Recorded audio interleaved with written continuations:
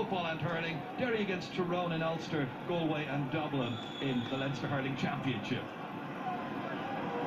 Mark Coleman hitting it with his hurley on a left-sided strike, makes a wonderful connection down to the 20-metre line, runs on. Oh, Harley was going after it, was brushing aside John O'Keefe, but James Barry got there. Steady and assured, powerfully away by Roland Marr. In there towards Bubbles, going to stick to it, but so too did his marker.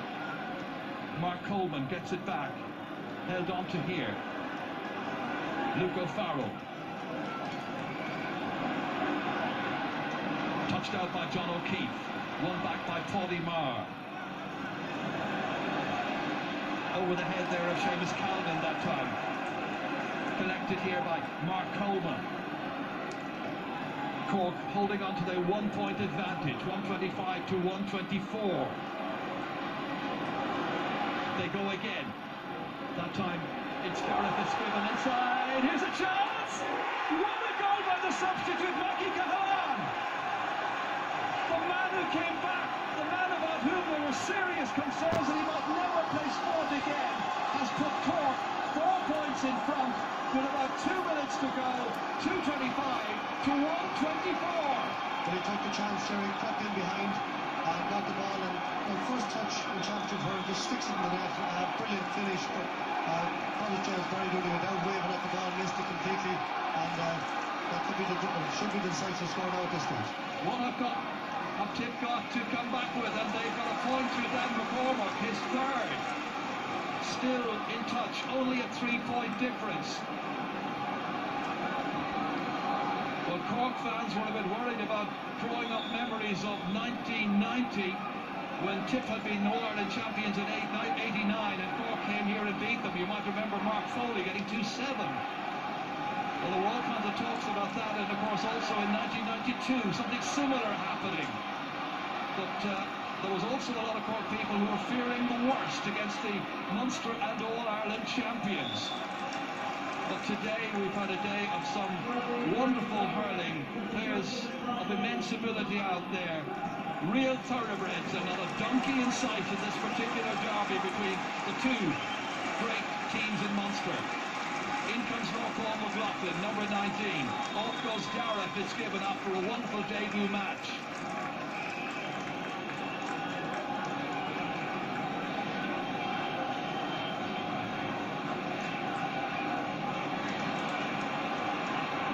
Into the heart of that Tipperary defence once again it goes. Once again pressure being applied there on Roland Marr. Coming in to try and take it up there was Northall McLaughlin, couldn't quite get to it. It's Marr instead, it's a free to Tipperary. And Tipperary now, as we head into 4 minutes of added time, need a goal themselves. Otherwise their chance of winning the Munster title will be gone. They'll be still very much in the hunt for the All-Ireland. All the way up it goes, batted back out, comes here as far as Michael Breen, and Breen puts it over the bar. He was hoping to keep it a little bit lower, I'm sure, but he's got 6. It's a wonderful performance by Michael Breen, and it means it's a 2-point game again. Yeah, I think Michael Breen's performance kind of sums up this game, Joe. Mark Ellis, the centre-back, has had an outstanding game. Michael Breen has scored 6 points. He has to spend all his time at 6, but it's that type of game that positions don't mean an awful lot. Roland Marr, great catch. Hand passing into the centre. Shane Kingston goes in to try and win it. Everybody putting their bodies on the line. Coming in here is Luke O'Farrell. O'Farrell slipping and sliding. Gets it back as far as Kingston, who got Cork's first goal. Now has he got the latest point? No, he hasn't. He's put it wide. It's a 10th wide. But it's 2:25 to 1:26. It's Cork by 2. Kieran Kingston hoping to have victory here, something he would have dreamed about. Cork come again. Mark Ellis slipping it forward here, still going forward, the Mill Street man, then having the presence of mind to pick out Lee Hahn inside his own 65. He thought it was gone over. He was punching the air with delight. He thought he'd nailed it. 2 minutes still to go. Waterford wait the winners. That'll be the Munster semi-final. This wonderful Munster championship. Delivering this afternoon, and delivering in spades. Again, Cork, who came here with the right attitude. attitude, went with youth. Joyce, back down there, looking to raid as Mikey Cahalane again. Cahalane out over the sideline, ball as well over there.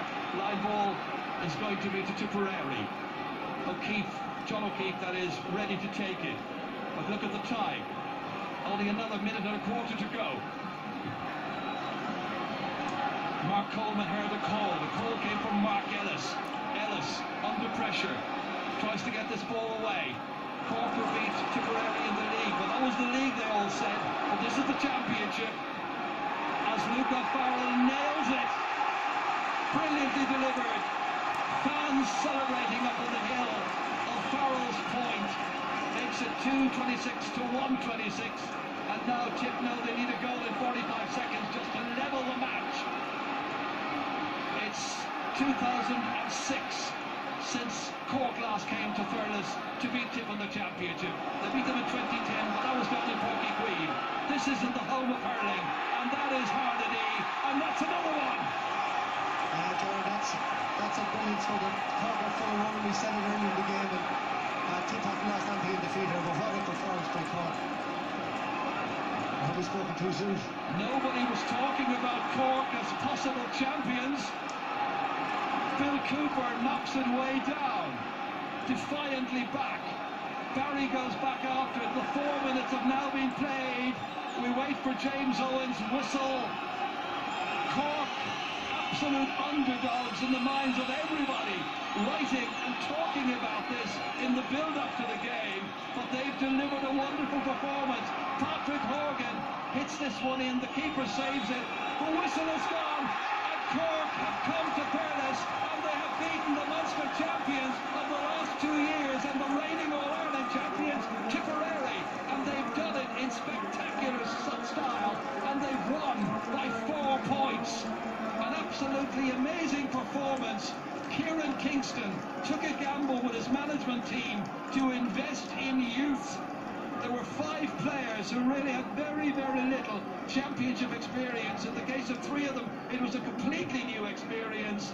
But this was the day they came. This was the day they did the business, and that's the final scoreline. It's Tipperary 126, but it's Cork 2 goals and 27 points. 56 scores, the team's level on 16 occasions, Michael. Ger, what a game. And you know, I suppose I'm a bit of a traditionalist, a romantic, and I love these big days. I love Tipp and Cork. I love, you know, the Kilkenny, the tradition. And you know, in Thurles today, I was in Middleton last Wednesday night doing a championship preview, and the Cork ex-players, Kevin Hennessy was there, Tomas Mulcahy, and the crowd, you could sense it. All they wanted was to come here to Thurles, which they love coming to. They wanted pride, they wanted passion, they wanted heart, and they got all that. But what they got above all that was an absolutely classic forward display. That's what Cork always had. They scored 227, 222 from play, and Tipperary and Ferris 122 from play out of 126. They didn't lose anything in defeat. They just met. The one little thing that you can never talk about, or the difference, is hunger.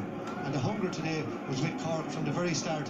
They had that little bit more drive, that bit more determination than Tipp on the day. So a phenomenal game.